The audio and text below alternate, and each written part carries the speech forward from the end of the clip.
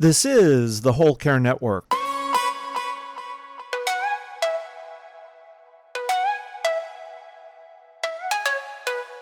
Helping you tell your story one podcast at a time.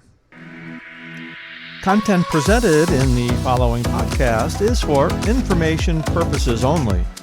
Views and opinions expressed in this podcast are solely those of the host and guest and may not represent the views and opinions of the Whole Care Network.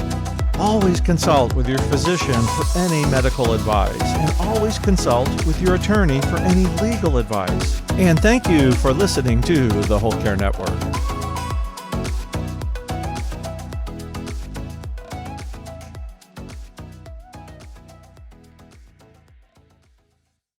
This is Sarah, and I just want to take a moment to speak to you about this week's sponsor, Favor.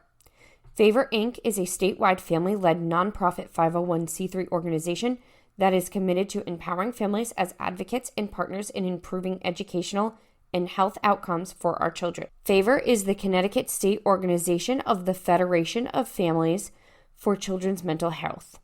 Favor offers a single place for families with children who have medical, mental, emotional, and behavioral health challenges to find information, assistance, and training. To find out more about Favor, please go to favor-ct.org. We are grateful for our opportunity to work with Favor as a sponsor, and now on to the rest of the episode. This episode is brought to you by CogniView.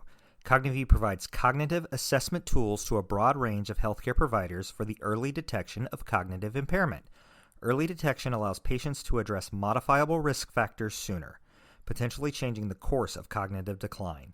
It also allows healthcare providers to develop a plan with the patient and caregiver so the patient can live their best life during their journey. For more information, go to www.cognivue.com. That's www.cognivue.com. Hello, everyone, and welcome to Caregiver Chronicles. My name is Sarah, and today I have Marcia Gray Hill with me. Marcia is an author of the book Grief and Grits, A Daughter's Journey of Love and Loss When the World Was Upside Down.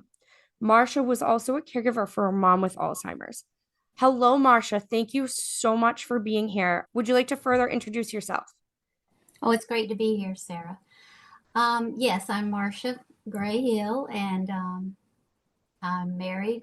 Been married for 47 years, I think. I'm a mother of 5 children, and I have 15 grandchildren, and that's pretty much my life is being with the grandchildren, and my children. Our family's kind of our world.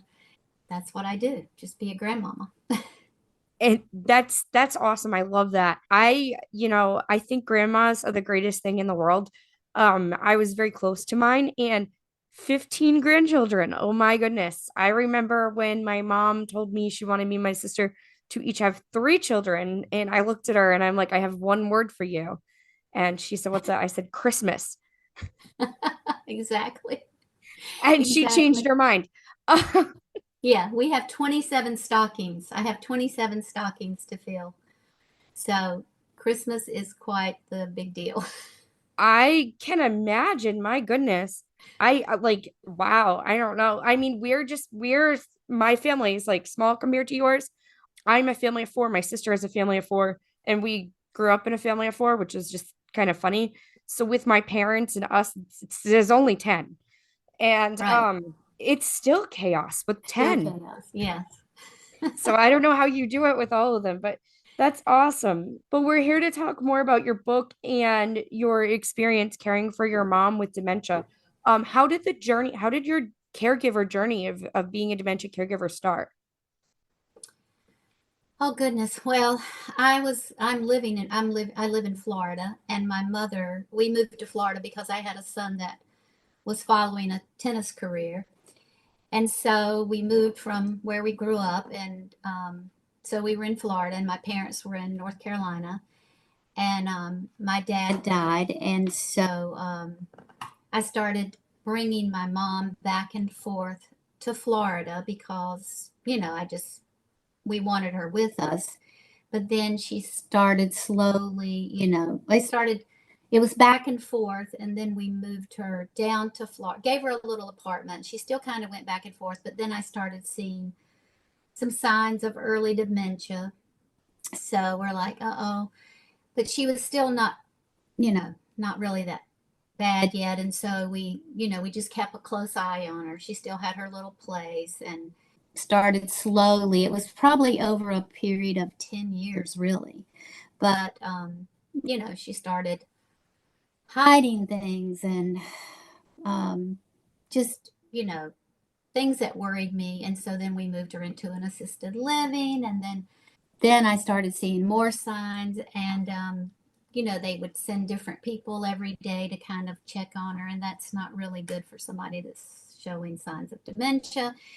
And so it just got even worse. And so then we moved her into a little apartment down the street from us. And I started looking for full-time care, which was hard, juggling your family with trying to take care of mom. I'd been taking care of her, but it was more like making sure she had groceries, making sure she had all her doctor's appointments, and just getting her, where she needed to be, spending time with her, making sure she still had a friend, and making sure she got to the beach, just kind of taking care of her. But then when she started getting the dementia, it was just a whole different ball game. And it was hard because, you don't know when it's going to happen. It just happens. And it's like, you never dreamed that's going to happen. You don't even think about it happening. And it's like, oh my gosh, what are we going to do?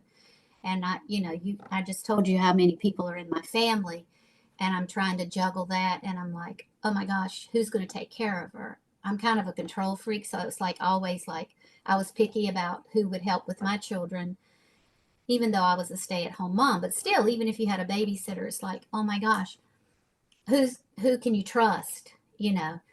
And so I started the whole process of trying to find people, somebody that could help, because with my kids were like at this point they were in high school and college, and I was traveling to this kid. One was married. I was trying to, juggle one city over another. And anyway, so I have a big family. So it was just very hard juggling, going in and out of town with my own family. And so I started the process of looking for a caretaker. And it was really hard. I started going through agencies, and it was just horrible because they would say they were sending me their best person. And it's a business. It's just whoever was available at the time. And it would always be different people. And that was just horrible for her because, patient with dementia has to have, comfort. The same thing over and over and over is what they really need.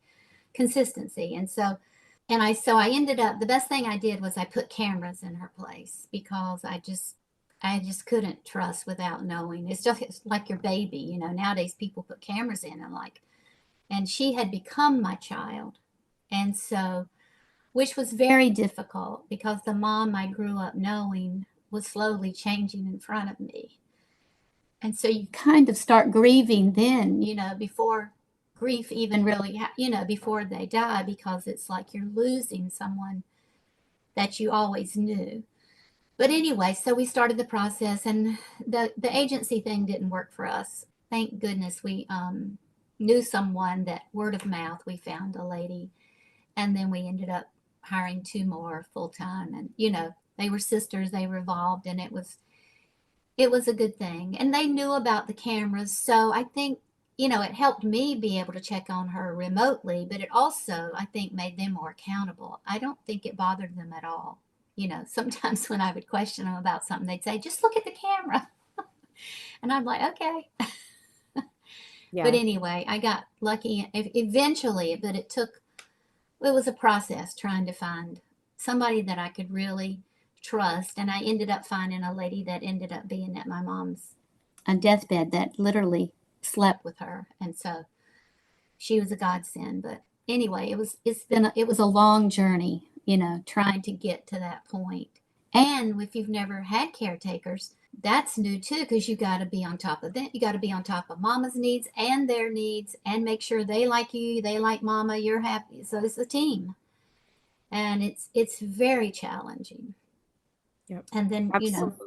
yeah. So, Absolutely. And your journey is just familiar. It's such a familiar journey mhm. for family caregivers who've been down this. Everything you're saying to me right now are things my mom said. As we watched my grandmother's dementia progress, it doesn't happen overnight, you know? No. It's a slow progression. It's a brutal disease. It never has a happy ending, unfortunately. And you grieve, and you said this, and I've said this before, and I've heard so many other dementia caregivers say this. You grieve your person that you're taking care of, your person that you care for, your family member before they're even gone, because you Mhm, lose bits of them and pieces of them way mhm, before the actual like physical death happens. And it's hard. And like you said, again, your mother becomes your child, mhm. and you miss your mommy. You know, Yeah. Yes, you you still need never. your mommy. Exactly. You never not need your mommy. I'm almost 40 and I still need my mom. Yeah. And my mom will tell you, even though her mom's passed, she still wishes she had her mom. Right. And I know that there were days where she wanted to call her mom and tell her mom, like, oh my gosh, I'm taking care of this lady right now. I don't know who she is. I know she looks like Right. you, but she would never, you would never have done blank. I can relate to those feelings, and I know Right. so many other family caregivers can. And I know it was such a long journey. And also, I know you had to find support. And despite having a big family, you still had to find outside support. Mhm. Now, with you having a larger family, grandchildren and everything like that. And I don't know the ages of your grandchildren, and I don't know if they're older, younger, or both. Was They range from 1 to 15. Okay. So they were younger. They were all Yes. younger at that time. Yes. And probably not able to help. So your children were No. probably like in the process of having Mhm. babies. And were any of them able to help, or do you have any siblings that were able to help? No, because my brother, I'm in Florida. My brother was in North Carolina. That's where we're from originally, and that's where my mother was from. And then my children, like you said, they were in the midst of having babies and, just up to their eyeballs in having to take care of their own families and living in different places. And so it was really just myself, my husband and I that were taking care of her. And so it was kind of lonely too. I really didn't have a big support system. Of course, my kids, when they came, were helpful and we always included mom and they were there for me emotionally, but physically and having that, you know, nearby support, you could say, "Hey, come over, I need you, help me." No, we didn't have any of that, but I think it's real important even to reach out to friends.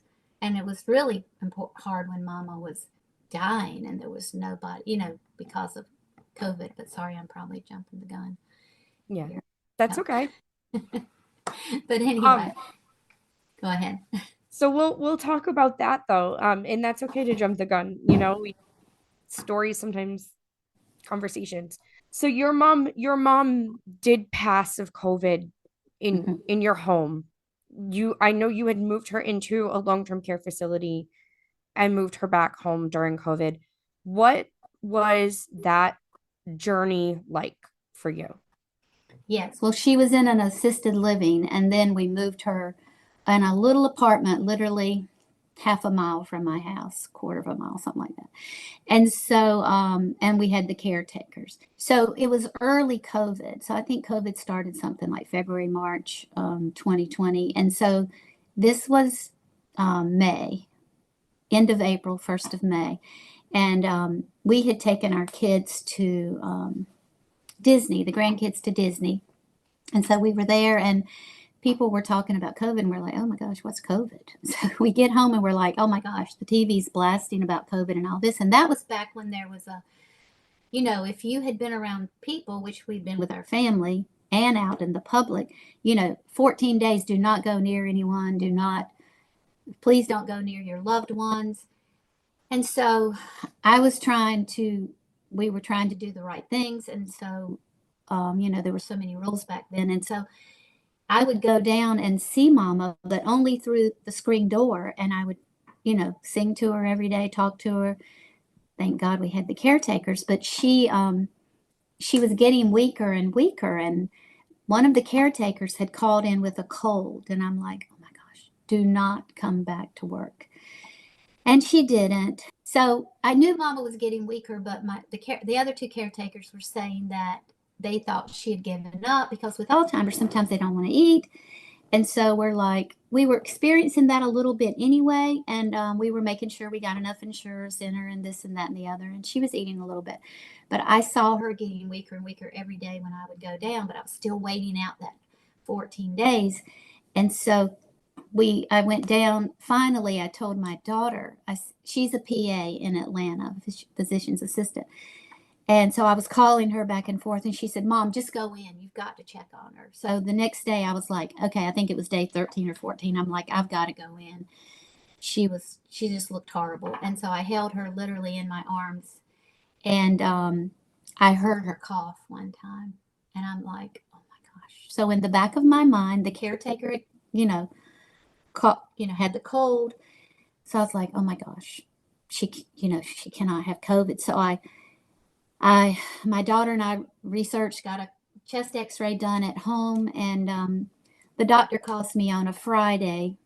This was on a Wednesday. He calls me on Friday at noon and says, oh, I think she has double pneumonia. It doesn't look like COVID to me, and a broken rib. And I'm like, oh my gosh. Still in the back of my mind was the whole COVID thing. But we started, he wanted me to take her to the ER. He said, oh, I'll call her in a pill. And I'm like, oh, well, I just told you she can't really swallow. So anyway, it took me all day to finally get liquid medicine. And so we tried to put it in her, and she was almost choking to death.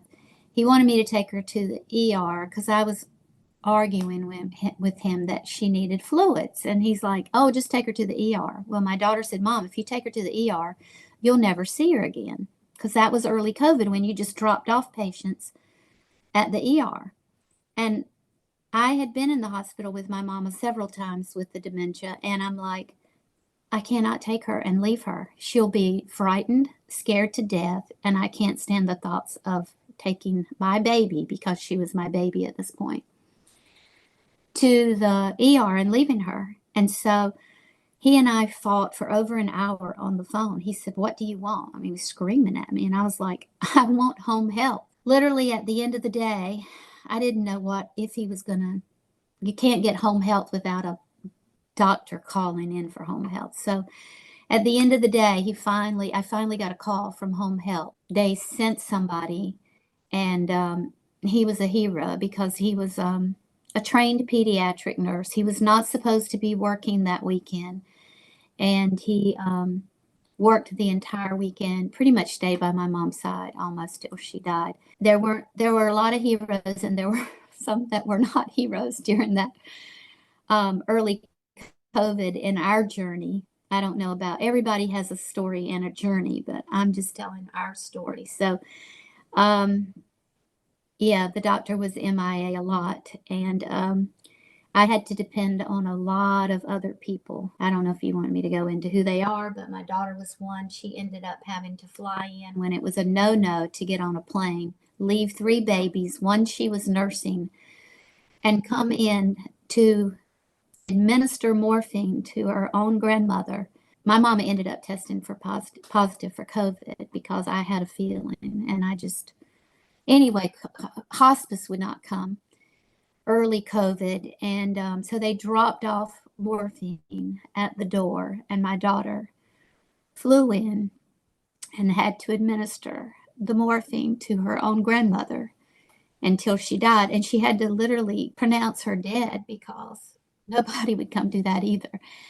It was traumatic. I was fighting for her for days and days, trying to keep her alive, trying to get oxygen when I couldn't get the doctor, and she never even got the antibiotics IV. And we now know that wouldn't have helped with COVID, but back then we thought it would. And it was just days and days of begging and pleading people to help me. Literally, I was begging people outside her door. And then it was like she was a leopard, because people were like complaining that lived there was a tennis club next to where my mom lived, and there's a sidewalk, but we kept her door open to get fresh air. And they could have used another sidewalk, but literally people were calling and complaining that her door was open. I could just go on about Yeah. the story, but it was just very exhausting, traumatic. And it's like fighting for your child and when you can't, you're helpless and you're trying to find help. It was just exhausting, and it was scary too. It was just very scary. And you feel so responsible because here's your mom that is helpless. She can't help herself. You are the one, you are her sole caretaker, and you are the one that's supposed to be fixing everything, just like you fixed your child's skin knee. I just couldn't make it happen. So it was very traumatizing, and it was scary because people were just willing to throw her away. I knew a doctor at that club, and we're members at that club, and he wouldn't come. He said, "Oh, you're in good hands with the doctor." And my doctor was mama's doctor was kind of MIA, and it was just it was a hard time. And I know some people could say, well, you could have sent her to the ER, but again, it's like, look, dropping your child off at the ER. And I hope that we've learned a lot from this, because if we don't tell our stories, then we'll never learn from these stories and these experiences. Like, I feel like it should have been, I hope that we've learned that, like, if I wanted to take my mom to the doctor and I wanted to take my own life, I should be able to take my life in my own hands. And like, if I wanted to be by her side, I should be allowed to be by her side. And I know that, that there were, all these rules in place, and people didn't know back then, but we've learned so much now. So I just hope that our world does a better job at taking care of the elderly, especially in these situations. Yeah. I can't even imagine the trauma that you and your family and your daughter even having to pronounce her own grandmother and administer morphine. I can relate to that in a sense. When my grandmother passed in a nursing home, it was during COVID, but it was summer of 21. So it wasn't like the early time, the beginning of the pandemic, where there was just so much misinformation and so much unknown and so much fear at that point in time. There were still precautions that needed to be in place, but there was also more compassion at that time, and compassion visits, and Right. the push to not let people die alone if you could avoid it. Right. Um, let their family be there. My grandmother did not pass of COVID. She passed of Alzheimer's and Mm, complications due to Alzheimer's. mm. So we were able to be in the room with her, and I was actually able to assist in postmortem care. And it was the last time I saw my grandmother was, when we put the sheet over her. I didn't stay for when they put her in the bag for the funeral home, because I knew my heart couldn't handle that. Right. I can relate to that. I mean, I can't and I can at the same time. You know what I mean? I You can relate can. on some Hmm. level to that trauma that you guys have experienced. And I just, as someone who's been through somewhat similar, again, many differences, but somewhat similar, my heart really goes out to you. And I appreciate and applaud you for sharing your story. While all this was going on, were you thinking about writing a book in this moment, or did that thought come later? No. No, it was, I don't know, a few months later. I was very angry at first. You know how you go through different stages. And I was like, oh, so furious about how it all happened. And I'm like, and I, would tell people, and and I would always say, I've been saying my whole life I was going to write a book, but I really wasn't. It's just a figure of speech because I've got like a million books in my head. And I was telling one friend the story just over social media, and she was like, it was an old friend and from my boys when they were in middle school. They're one of their friend's mother. Anyway, and so I was telling her, and she's like, I said, I'm going to write a book one day, just like I would tell everybody. And she said, Oh, you have to, Marcia. And I'm like, oh, no, no, no, no, no. I'm just kidding. I'm just kidding. And she said, oh, but my daughter, Camille, she's coaching people on how to write books and stuff. I said, no, no, no, no, don't have time to write a book. My life's too full, blah, blah, blah. And she would just, every 3 months, she would just keep harassing me. And I'm like, she said, just talk to her, just talk to her. I said, okay, I'll talk to her. I was just trying to really pacify her. And so I talked to Camille, and she's like, I know you don't have time. I know you don't have time, Marcia, but I've got the best person that can help you.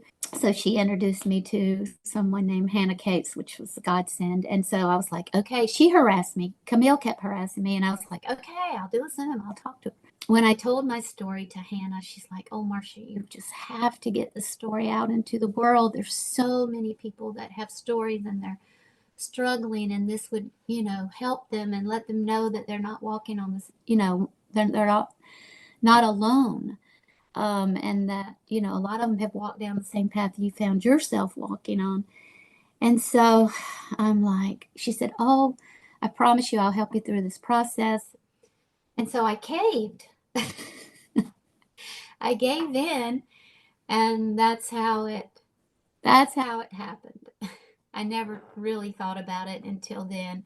And during the process, it was kind of early on after Mama died. And so it was very, very, very hard for me to tell this story because I'm still grieving, to tell you the truth. My dad died, but it was, and I was a daddy's girl, and it was so hard. I don't want to compare the two, but she was my baby. So losing a baby was losing a child, and now I know I can't compare it to somebody that lost a biological child, but I also know that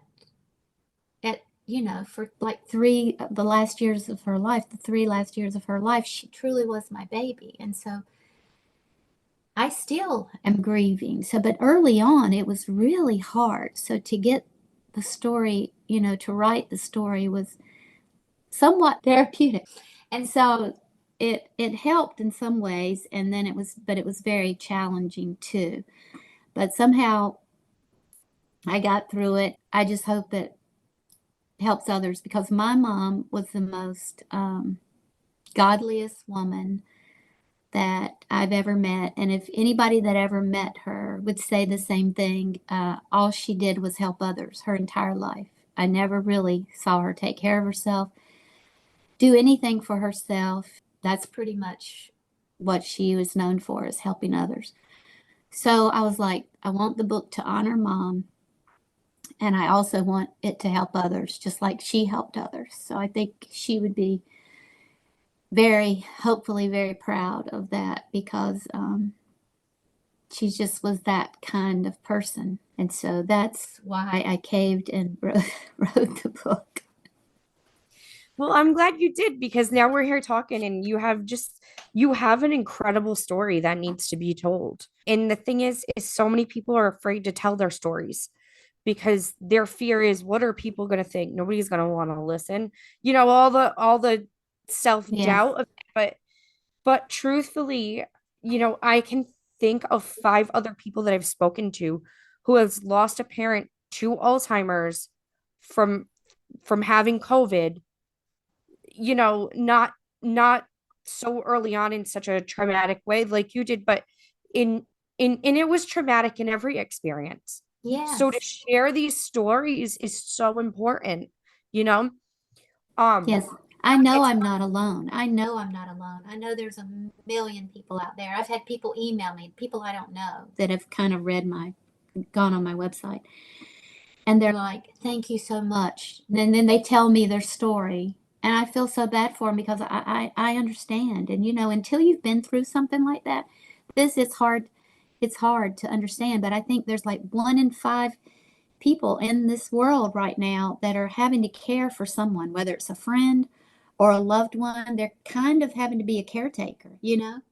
There are millions of Hmm. caregivers in the world.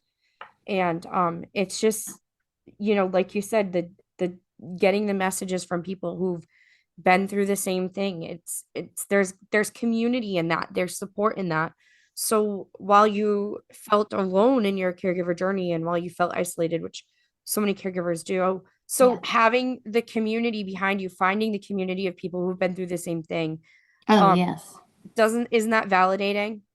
Oh, yes, it really is. Because again, you think, okay, did this just happen to me? Am I just going to write a book and it only happened to me? You really don't know until people start telling their stories. And then again, back to the other question when we were talking about, another thing I was like, I've just been a mom and a grandmama. How can I write a book? So you have all that self-doubt. But then when you do hear these stories, it's very comforting. It's very comforting too when you're grieving the know that there are others. And I'm hoping that this book can be comforting to others when they're grieving. Yes. And also, Marcia, the title of your book, I find interesting. Grief and Grits. Tell Yes. us a little bit about what the title is about. Well, we went through a lot of grit when my mother was dying. And also, I think it takes a lot of grit to get through grief. Um, you have to get through, well, in order to get through grief, you have to have a lot of grit. And then also, my mother was from the South, and the South is known for the grits. So when my mother's sisters were, when I was moving my mom to Florida originally, that was hard when mom grew up in the same town. It was hard for me when we moved to Florida, growing up in the same little town and North Carolina, and everybody knows everybody, and it's just like you move, you uproot and you move. And then my mom, when I moved her, one of her sisters said, well, when I told him I was going to move mama to Florida so I could take care of her, I didn't have a choice. I needed to take care of my mom. Somebody had to take care of her, and I didn't want to really uproot her from her community, but I couldn't help that I lived in Florida and somebody had to take care of her. But anyway, one of the sisters said, and I love her sisters dearly, so I don't mean this detrimentally, but one of them said, well, Florida isn't a grits and grief, isn't a collards and grits place. And so I talk about that in the book several times about grits. Florida not being, one time I say, well, I guess they were right. When we had her in a certain facility, and the people there were just not collards and grits people. And so I was like, I guess the sisters were right. Mama was the sweetest, sweetest, sweetest Southern lady. So kind of put in the grits to represent the South. Well, I love it. I think it's adorable. My husband's from Mississippi and my mother-in-law from Oh, Alabama. So all my in-laws are Southern. The poor guy is stuck up in Connecticut now. But he likes it mostly, I think, I hope. so you know what the Um, South is like. A little bit. I've been to Texas, I've been to Florida, and I've been to like the Midwest, like Missouri and stuff like that. They live in Missouri now, so I've gone and visited them there, but I Oh, haven't cool. really spent a lot of time down south. I would like to see more of the southern states. I can tell you that when I go down there, as soon as I open my mouth, I get looked at funny looks from people. Where are you from? Uh-huh. And that's the same looks I get when I'm not in the South. Like, are you Southern? Where are you from? Yeah. And it's just it's fun though. It's fun to travel and see different ways and you know, like I don't know. I love people from everywhere in the world and Me just too. Me too. getting to see people in different cultures and Oh, different I do too. And it was the best thing we did actually moving to Florida and moving my family there because my kids grew, and they were, in the South, everybody's kind of the same. And it was just expose them to so many different cultures and just different people, from all over the world. And it's a beautiful thing. And they will tell you that they grew and from that. And it's just, it was a beautiful thing moving to Florida. And my mother was very open to it. She loved people from her favorite words were I love people and I love the Lord. She loved every person and every walk of life, and her light just shone through. She was just a beautiful person. She just so she would always do whatever I asked her to do. Like if Mom, I want you to try this doctor because I did a lot of alternative stuff with my mom too. And being from the South, that's kind of like, no, that's new. Herbs. What are herbs? I exposed my mom to a lot of neat things, and she was always open to them. So she was just a beautiful, beautiful lady, and I really wanted to honor her.